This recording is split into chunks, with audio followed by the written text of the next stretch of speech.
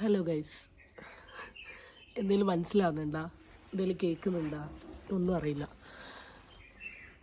നമ്മളൊരു വീഡിയോ കാണുമ്പോൾ ഒന്നെങ്കിൽ പ്രസൻറ്റ് ചെയ്യുന്ന ആളെ കാണാൻ എന്തെങ്കിലുമൊക്കെ ഉണ്ടാവണ്ടേ, അല്ലെങ്കിൽ ഒച്ച ഉണ്ടാവണം, അല്ലെങ്കിൽ പാട്ടുണ്ടാവണം, അല്ലെങ്കിൽ എന്തെങ്കിലുമൊക്കെ ഉണ്ടാവണമല്ലോ. ഇന്നത്തെ വീഡിയോൻ്റെ പ്രത്യേകത എന്താണെന്ന് വെച്ചാൽ, പ്രസൻറ്റ് ചെയ്യുന്ന ആൾക്ക് വയ്യ, സൗണ്ടില്ല, ബാക്ക്ഗ്രൗണ്ടിലൊന്നുമില്ല. പക്ഷേ ചില കാര്യങ്ങളെ പറ്റി സംസാരിക്കണം എന്ന് തോന്നുമല്ലോ, അതാണ് സംസാരിക്കുന്നത്. ഹോസ്പിറ്റലൊക്കെ പോയി വന്ന് കയറിയിട്ടേ ഞാൻ അതൊന്ന് പ്ലേ ചെയ്ത് നോക്കണം. നിങ്ങൾ സന്തോഷം, സമാധാനം, യൂസ് ഹെഡ്സെറ്റ് എഴുതി വെക്കേണ്ടി വരും. നമ്മൾ 2 ആഴ്ചയായി വയ്യ, വോയിസ് റെസ്റ്റൊക്കെ പറഞ്ഞിട്ടുണ്ട്, നോട്ടിട്ടൊരു 5 ഡേയ്സിലോട്ട്. ഈ വിഷയം ഇങ്ങനെ സംസാരിക്കണമെന്ന് ഫസ്റ്റ് തൊട്ടേ ഉണ്ടായിരുന്നു. പിന്നെ ഫോണൊന്നും അധികം യൂസ് ചെയ്യാത്തതുകൊണ്ട് ഈ ന്യൂസിൻ്റെ കുറേ കാര്യങ്ങളൊന്നും കണ്ടില്ല. അങ്ങനെ ഇന്നിങ്ങനെ ടി വിയിൽ ഇങ്ങനെ ഇത് കേട്ട സമയത്താണ് ഞാൻ കരുതിയത് ഇത് റിലേറ്റ് ചെയ്തിട്ടൊരു വീഡിയോ എടുക്കാമല്ലോ. അറിയാലോ, നമ്മുടെ ഇപ്പോഴത്തെ വൈറലായിക്കൊണ്ടിരിക്കുന്ന കോട്ടയം ഗവൺമെൻറ് കോളേജിൽ നടന്നിട്ടുള്ള റാഗിംഗ് ആണ് വിഷയം. നമുക്ക് കുറച്ച് ന്യൂസ് കണ്ടിട്ട് വരാം. കണ്ണൂരിൽ +1 വിദ്യാർത്ഥിക്ക് ക്രൂരമർദ്ദനമേറ്റ സംഭവത്തിൽ 5 വിദ്യാർത്ഥികൾക്കെതിരെ കേസ്. ബഹുമാനിക്കുന്നില്ലെന്ന് ആരോപിച്ച് സീനിയർ വിദ്യാർത്ഥികൾ മർദ്ദിച്ചെന്നാണ് പരാതി. നിലത്ത് വീണപ്പോൾ നെഞ്ചിൽ ചവിട്ടുകയും ഇടത് കൈ ചവിട്ടി ഒടിക്കുകയും ചെയ്തു എന്നതാണ് പരാതി. ആ വിദ്യാർത്ഥി തൃപ്പൂണിത്തുറയിലെ 9ാം ക്ലാസ് വിദ്യാർത്ഥിയുടെ ആത്മഹത്യയിൽ സാമൂഹിക മാധ്യമങ്ങളിലും പ്രതിഷേധം കനക്കുകയാണ്. ജനുവരി 15-നായിരുന്നു സംഭവം. പിന്നാലെ മെഹിറിന്റെ അമ്മ പുറത്തുവിട്ട കുറിപ്പിൽ മെഹിർ പഠിച്ചിരുന്ന തിരുവാണിയൂർ ഗ്ലോബൽ പബ്ലിക് സ്കൂളിനെതിരെ ഗുരുതര ആരോപണങ്ങളാണ് ഉണ്ടായിരുന്നത്. സ്കൂളിലെ മറ്റു വിദ്യാർത്ഥികൾ മെഹിറിനെ അതിക്രൂരമായി മർദ്ദിച്ചെന്നും മാനസികമായും ശാരീരികമായും പീഡിപ്പിച്ചെന്നും ഏറ്റവും ബ്രൂട്ടലായിട്ടുള്ള ആ ഒരു റാഗിങ് അവിടെ നടന്നത്. അതായത് കട്ടിലിൽ കൈകാലുകൾ കെട്ടിയിട്ട് കോമ്പസ് കൊണ്ട് കുത്തി പരിക്കേൽപ്പിക്കുക, ഒപ്പം തന്നെ ഈ ഡമ്പലൊക്കെ എടുത്ത് ജനനേന്ദ്രിയത്തിൽ വെച്ച് പരിക്കേൽപ്പിക്കുക, അങ്ങനെയുള്ള ഒരു കേട്ടല്ലോ അല്ലേ. റാഗിങ്ങിൻ്റെ ഒരു പോക്കാണ് ഞാൻ ആലോചിച്ചത്. ഞാനെന്നൊക്കെ പറഞ്ഞാൽ എൻ്റെ +2 വരെ, അല്ല ഇപ്പോഴും പറയാട്ടോ, എൻ്റെ എല്ലാ കാര്യങ്ങളും ഒന്നെങ്കിൽ അച്ഛനോ ഏട്ടനോ ആണ് ചെയ്തു തരിക. എനിക്കങ്ങനെ ഒരു ഹോസ്പിറ്റലിൽ പോകാനോ ഒരു ബാങ്കിൽ പോകാനോ ഒന്നിനും അങ്ങനെ ആവശ്യം ഇതുവരെ വന്നിട്ടില്ല. ഇനി അഥവാ എവിടെയെങ്കിലും പോകണമെങ്കിൽ ഒന്നെങ്കിൽ അച്ഛൻ കൊണ്ടുപോകും, അല്ല ഏട്ടൻ കൊണ്ടുപോകും. അങ്ങനെയാണ്. അങ്ങനെ പാമ്പർ ചെയ്ത് വളർന്നിട്ടാണ് ഞാൻ കോളേജിലോട്ട് പോകുന്നത്. അപ്പോൾ കോളേജിലോട്ട് പോയ ആദ്യത്തെ കുറച്ച് ദിവസങ്ങളിൽ നമുക്ക് കുറേ ബുദ്ധിമുട്ടുണ്ടാവും. നമ്മുടെ കാര്യങ്ങളൊന്നും ഒറ്റയ്ക്ക് ചെയ്യാൻ പറ്റില്ല, നമുക്കൊരു കാര്യവും മുഖത്ത് നോക്കി പറയാൻ പറ്റില്ല. ഫാമിലീൻ്റെ അടുത്ത് മാത്രമേ കംഫർട്ടബിൾ ആവൂ, ബാക്കിയുള്ളവരുടെ അടുത്തൊക്കെ ഒരു പേടി, ഭയം, മടി, ചമ്മൽ. എൻ്റെ ഒരു സോഷ്യൽ വർക്ക് പ്രൊഫഷനിൽ ഈ സാധനങ്ങളൊന്നും പാടില്ല. അപ്പോൾ ഞാനിങ്ങനെ കോളേജിൽ ചെന്ന സമയത്ത് എൻ്റെ സീനിയേഴ്സൊക്കെ റാഗ് ചെയ്യായിരുന്നു എന്ന് വെച്ചാൽ അതൊരു റാഗിങ് ആയിട്ടൊന്നും കൂട്ടിയില്ല. നമ്മൾ വിളിക്കും, നമ്മളെ പേര് ചോദിക്കും, നമുക്ക് ചെറിയ ചെറിയ ടാസ്കുകളൊക്കെ തരും. എനിക്കന്ന് കിട്ടിയ ഏറ്റവും വൈറൽ ടാസ്ക് എന്താണെന്ന് വെച്ചാൽ, കുറേ സീനിയേഴ്സ് വട്ടത്തിലിരിക്കും, എന്നിട്ട് ഒരാളുടെ പേര് പറയും, എന്നിട്ട് ആ വ്യക്തിനെ അതിൽ പോയി കണ്ടുപിടിക്കാൻ പറയും. അപ്പം ഇത്രയും സീനിയേഴ്സിനിടയിലാണ് നമ്മൾ ചെന്നിട്ട് ഇയാളുടെ പേരെന്താ ചോദിക്കുക സീനിയേഴ്സിനടുത്ത്. അപ്പോൾ ഉള്ളൊരവസ്ഥ ഒരു നമ്മൾ അങ്ങോട്ടും ഇങ്ങോട്ടും കളിപ്പിക്കും. പിന്നെ കുറച്ച് അതൊക്കെ കോളേജ് തുടങ്ങിയ ആദ്യത്തെ വർഷത്തെ ഒരു 3, 4, 5 മാസം മാത്രമാണ്. അത് കഴിഞ്ഞ് കഴിഞ്ഞാൽ ചിലപ്പോൾ നമ്മൾ റാഗ് ചെയ്ത സീനിയേഴ്സായിട്ടായിരിക്കും നമ്മൾ ഏറ്റവും കൂടുതൽ കമ്പനിയാവുക. നമുക്കിപ്പോൾ കോളേജ് റിലേറ്റഡ് ആയിട്ടോ അല്ലെങ്കിൽ നമ്മളുടെ എന്തെങ്കിലും പേഴ്സണൽ ആവശ്യങ്ങളോ അല്ലെങ്കിൽ നമ്മളൊരു ഹോസ്റ്റലേഴ്സ് അല്ല അങ്ങനത്തെ എന്തെങ്കിലുമൊക്കെ കാര്യങ്ങളുണ്ടെങ്കിൽ നമ്മൾ കുറച്ചും കൂടെ ഈ കാറ്റഗറിയിലുള്ള ആൾക്കാരോടാണ് ഷെയർ ചെയ്യും.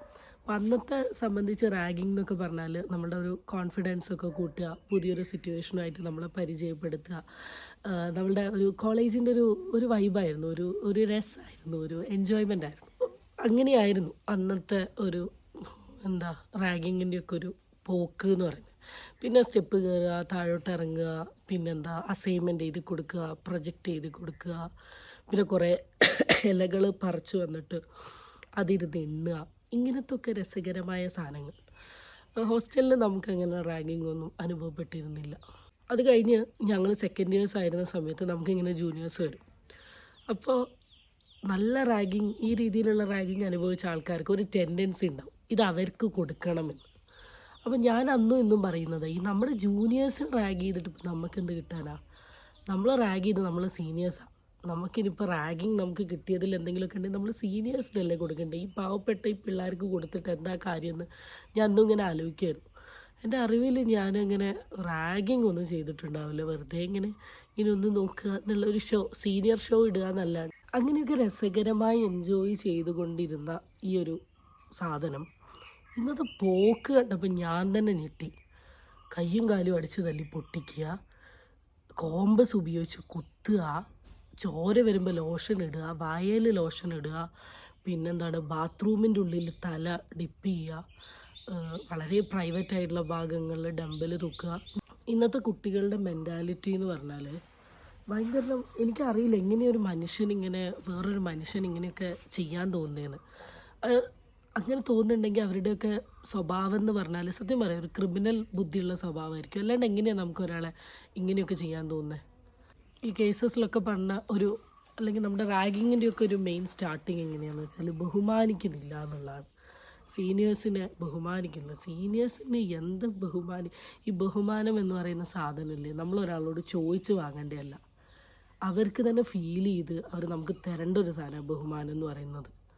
അപ്പം ബഹുമാനിച്ചില്ല എന്ന് പറഞ്ഞിട്ട് കയ്യും താലത്ത് ഞാൻ അറിയിക്കുന്ന ഈ കുട്ടികൾക്കൊന്നും ഒരു കോമൺ സെൻസ് ഇല്ല എന്നാണ്. ഒരു ചെക്കൻ്റെ കയ്യും കാലും തല്ലി ഓടിച്ച് ഓഫ്കോഴ്സ് അവരുടെ വീട്ടുകാർ നോക്കും, വീട്ടുകാർ ഹോസ്പിറ്റലിൽ കാണിക്കും, ഹോസ്പിറ്റലുകാർ ഓഫ്കോഴ്സ് ഇത് പോലീസിനെ വിളിച്ച് പറയിക്കും, ഇത് കേസാവും, ഇവരെ പിടിക്കും. അത് എന്തെങ്കിലും ഒരു ചെറിയ ന്യൂസ് മതി ഇന്ന് സോഷ്യൽ മീഡിയയിൽ വൈറലാവാൻ. ഇതിൻ്റെ ബുദ്ധി ഇവർക്കില്ലേ? അല്ലെങ്കിൽ ഇത്രയും മൃഗീയമായി ഒരാൾ നിങ്ങൾ ഉപദ്രവിക്കുന്ന സമയത്ത് അത് സ്കൂളിലോ വീട്ടുകാരുടെ അടുത്തോ സുഹൃത്തുക്കളുടെ അടുത്തോ പറയാനുള്ളൊരു ഒരു കോമൺ സെൻസ് ഈ അനുഭവിക്കുന്ന കുട്ടികൾക്കില്ലേ? ഞാൻ ആത്മാർത്ഥമായി ഞാൻ ചോദിക്കുക, എനിക്ക് മനസ്സിലാകുന്നില്ല നിങ്ങളുടെയൊക്കെ ബുദ്ധി എങ്ങോട്ടേ പോകുന്നതെന്ന്. നമ്മളെടുത്ത് അനാവശ്യമായി ഒരാൾ പൈസ ചോദിക്കുന്നുണ്ട്, അതിന് ആവശ്യമില്ല എന്ന് നമ്മൾ മനസ്സിലായിട്ടുണ്ടെങ്കിൽ നമ്മൾ കൊടുക്കേണ്ട ആവശ്യമില്ല. അതിങ്ങനെ വീണ്ടും വീണ്ടും കൊടുക്കുകയാണ്. ഇപ്പോൾ രണ്ടാമത്തെ കേസിൽ പറയുന്നത് എന്താണെന്ന് വെച്ചാൽ ബർത്ത്ഡേ സെലിബ്രേറ്റ് ചെയ്യാൻ പൈസ തന്നില്ല. അവൻ്റെ ബർത്ത്ഡേ സെലിബ്രേറ്റ് ചെയ്യാൻ ജൂനിയേഴ്സാണോ പൈസ തരേണ്ട ആവശ്യമോ? അല്ലെങ്കിൽ ഇനി ജൂനിയറിൻ്റെ ബർത്ത്ഡേക്ക് ഇവനെ ട്രീറ്റ് ചെയ്യണം നിർബന്ധമാണ്. എന്തോ ഒരു ബർത്ത്ഡേ ചിലവിൻ്റെ കാര്യം കാണുവാണ് അതിൽ കിടന്ന് പറയുന്നത്. അല്ല, അതിൽ തന്നെ പറയുന്നുണ്ട് 300, 500, 200 ആയിട്ട് ഓൾറെഡി ഗൂഗിൾ പേ ചെയ്ത് കൊടുത്തിട്ടുണ്ട് എന്ന്. കോളേജിലോ ഹോസ്റ്റൽ വാർഡൻ്റെ അടുത്തോ അറിയിച്ചിട്ടുണ്ടെങ്കിൽ അത് വലിയ പ്രശ്നമാവുന്നു. ഇതേത്ത് പ്രശ്നമാവാനാണ്. ഇതിലും വലിയ പ്രശ്നം എന്തെങ്കിലും ആവാനുണ്ടോ? എൻ്റെ പൊന്നു മക്കളെ, ഇങ്ങനത്തെ എന്തെങ്കിലും സാധനങ്ങൾ അനുഭവിക്കുന്നുണ്ടെങ്കിൽ ദയവ് ഇത് ആരോടെങ്കിലും ഒന്ന് തുറന്നു പറ. ഇനൊന്നും പേടിക്കേണ്ട ആവശ്യമേ ഇല്ല. ഇത്ര വീക്കാവല്ലേ.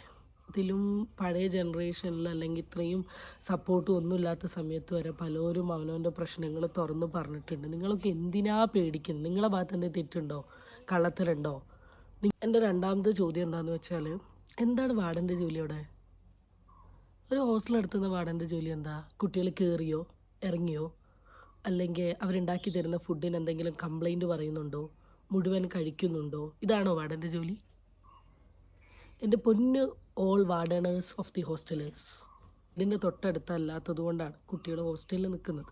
അപ്പോൾ ഹോസ്റ്റലിൽ അച്ഛനും അമ്മയും വന്നിട്ട് ഈ കുട്ടികളെ നിങ്ങളുടെ അടുത്ത് ഏൽപ്പിക്കുമ്പം അവരെ ടേക്ക് കെയർ ചെയ്യുക എന്നുള്ളത് ഒരു വാർഡൻ്റെ ഉത്തരവാദിത്തമാണ്. അപ്പോൾ വെറുതെ റൂമിൽ ഇരുന്നുകൊണ്ട് കാര്യമില്ല, എല്ലാ കാര്യങ്ങളും നോക്കണം. ജൂനിയേഴ്സും സീനിയേഴ്സും ആവുന്ന സമയത്ത് അവിടെ റാഗിങ് നടക്കുന്ന ഒരു ഹോസ്റ്റലാണെങ്കിൽ അങ്ങനത്തെ എന്തെങ്കിലുമൊക്കെ കാര്യങ്ങൾ അവിടെ നടക്കുന്നുണ്ടോ എന്ന് ശ്രദ്ധിക്കണം. റൂമിൻ്റെ ഉള്ളിൽ വെച്ച് മദ്യപിക്കുന്നു സീനിയേഴ്സ്. ഇപ്പോൾ ഇതൊന്നും വാർഡൻ അറിയുന്നില്ലേ? വാർഡൻ എന്താക്കിയാടെ കഞ്ഞി കുടിച്ചിരിക്കുക. ഹോസ്റ്റലിൻ്റെ ഉള്ളിൽ നടക്കുന്ന ഇങ്ങനത്തെ കാര്യങ്ങളൊക്കെ നോക്കണം. നിങ്ങൾ റൂം ചെക്ക് ചെയ്യണം. നൈറ്റ് ലേറ്റ് ആവുന്ന സമയത്ത് എല്ലാ റൂമുകളിൽ കൂടെ പോയി കുട്ടികൾ ഉറങ്ങിയിട്ടുണ്ടോ നോക്കണം. ജൂനിയേഴ്സിനെ ഇടയ്ക്കിടയ്ക്ക് വിളിച്ച് സംസാരിക്കണം. അവർ ഓക്കെ ആണോ, കംഫർട്ടബിൾ ആണോ, എന്തെങ്കിലും പ്രശ്നം ഹോസ്റ്റലിൽ നേരിടുന്നുണ്ടോ എന്ന്. അങ്ങനത്തെ എന്തെങ്കിലും കണ്ടുപിടിച്ചിട്ടുണ്ടെങ്കിൽ അത് കോളേജിൽ റിപ്പോർട്ട് ചെയ്യണം, അതിനുള്ള ആക്ഷൻ എടുക്കണം. ഈ കാര്യങ്ങളൊക്കെ പ്രോപ്പറായി നിങ്ങൾ ചെയ്തിരുന്നെങ്കിൽ ഒരിക്കലും ഇങ്ങനത്തെ ഒരു പ്രശ്നം വരില്ല. ഞാനത് ആലോചിക്കുന്നത്. വാർഡൻ എന്ന് പറയുന്നത് അവിടെ ഒരു ഡെമ്മിയാണോ എന്ന് ഞാനിപ്പോൾ ആലോചിക്കേണ്ടിയിരിക്കും. ബർത്ത് സിസ്റ്റം എന്ന് പറയുന്നത് മസ്റ്റായിട്ടും ഇന്നത്തെ സ്കൂളുകളിലും കോളേജുകളിലും അല്ലെങ്കിൽ ഇങ്ങനത്തെ കുട്ടികൾ റിലേറ്റ് ചെയ്ത് നിൽക്കുന്ന സ്ഥാപനങ്ങളിൽ കൗൺസിലേഴ്സിന് അപ്പോയിൻമെൻറ്റ് ചെയ്യണം. കേസ് ഉണ്ടെങ്കിൽ മാത്രം ഡീൽ ചെയ്യല്ല ചെയ്യേണ്ടത്. ഓരോ കുട്ടീനെയും ഇൻഡിവിജ്വലായി വിളിച്ച് സംസാരിച്ച് കൗൺസിലിംഗ് ചെയ്യണം. നമ്മളെപ്പോഴും നമ്മൾ സോഷ്യൽ വർക്കിലാണെങ്കിലും അല്ലെങ്കിൽ സൈക്കോളജിയിലൊക്കെ വളരെ ഇമ്പോർട്ടൻ്റ് ആയിട്ടുള്ളൊരു സ്കില്ലാണ് ഒബ്സർവേഷൻ എന്ന് പറയുന്നത്. നമ്മുടെ ചുറ്റുമുള്ളത് നമ്മൾ കാണാൻ ശ്രമിക്കണം. കണ്ടിട്ട് മാത്രം കാര്യമില്ല. കണ്ടിട്ട് അതിൽ എന്തെങ്കിലും ഒരു മിസ്റ്റേക്ക് തോന്നിയിട്ടുണ്ടെങ്കിൽ അതിന് നമ്മളെ കൊണ്ട് പറ്റുന്ന രീതിയിലുള്ളൊരു ഇൻ്റർവെൻഷൻ ചെയ്യണം. റാഗിങ് ഒക്കെ നേരിട്ടിട്ട് ഒരു കുട്ടി സ്കൂളിൽ വരികയാണെങ്കിൽ ഓഫ്കോഴ്സ് അതിൻ്റെ മുഖത്തോ മീത്തോ അല്ലെങ്കിൽ അതിൻ്റെ സ്വഭാവത്തിലോ വർത്തമാനത്തിലോ ഒക്കെ നമുക്കൊരു വ്യത്യാസം കാണാൻ പറ്റും. എന്താ പറ്റിയെന്ന് ചോദിക്കുക. അപ്പം തന്നെ ആ കുട്ടിയുടെ കളിയിൽ നിന്ന് നമുക്ക് കാര്യം മനസ്സിലാവും. ഇപ്പം ഒരു കോളേജിലോട്ടോ അല്ലെങ്കിൽ ഒരു സ്കൂളിലോട്ടോ ഒരു കുട്ടീനെ വിടുന്ന സമയത്ത് ടേക്ക് കെയർ ചെയ്യുക എന്നുള്ളൊരു ഉത്തരവാദിത്വം അവിടുത്തെ ടീച്ചേഴ്സിനാണെങ്കിലും അവിടുത്തെ പ്യൂൺസിനാണെങ്കിലും അറ്റൻഡേഴ്സിനാണെങ്കിലും എല്ലാവർക്കും ഉണ്ട്. ഇവരെല്ലാവരും കൂടെ നോക്കിയാലേ നമുക്ക് ഇങ്ങനത്തെ ഇൻജസ്റ്റിസ് പോലെയുള്ള കാര്യങ്ങൾ ഒഴിവാക്കാൻ പറ്റും. നിശബ്ദപരമായിട്ടുള്ള പെരുമാറ്റങ്ങൾ ഈ സമൂഹത്തിൽ കൊണ്ടുവന്നിട്ടില്ലെങ്കിൽ മനുഷ്യൻ ഈസ് ഈക്വൽ ടു മൃഗം. ഞാൻ എപ്പോഴും പറയുന്ന പോലെയാണ്, നമ്മൾ ശിക്ഷ കൊടുക്കുമ്പം അതിൻ്റെതായ രീതിയിലുള്ളൊരു ശിക്ഷ കൊടുക്കണം. ഇപ്പോൾ ഈ നമ്മൾ UAE പറയുന്നൊരു സാധനമാണ് ചാട്ടവാറിനിട്ട അടി. പൊള്ളി സാധനം. അവിടുന്ന് ഒരു 10 അടി കിട്ടിയിട്ടുണ്ടെങ്കിൽ പിന്നെ എന്തെങ്കിലും ചെയ്യാൻ പേടിയാണ്, കാരണം ഇനിയും കിട്ടും 20 അടി എന്നുള്ളത്. ഇവിടെ എന്താ സുഖമല്ലേ, നല്ല ഉണ്ടയും ചപ്പാത്തിയും പൊറാട്ടയും ചിക്കൻ കറിയൊക്കെ കഴിച്ചിരിക്കാമല്ലോ. അപ്പോൾ കൂടുതലൊന്നും പറയുന്നില്ല. ഇനി എന്തൊക്കെ വിഷയം വരും, സംസാരിക്കേണ്ടി വരുന്നൊന്നും അറിയില്ല. ഞാൻ പോയി റെസ്റ്റ് എടുക്കട്ടെ. ഇല്ലെങ്കിൽ 3 തവണ അച്ഛനും അമ്മയും വന്ന് എന്നെ നോക്കി പഠിപ്പിച്ചു. ഇനി ഞാൻ പോയില്ലെങ്കിൽ ചിലപ്പം ചീത്തയേക്കും. So guys, stay tuned for the next video and bye bye.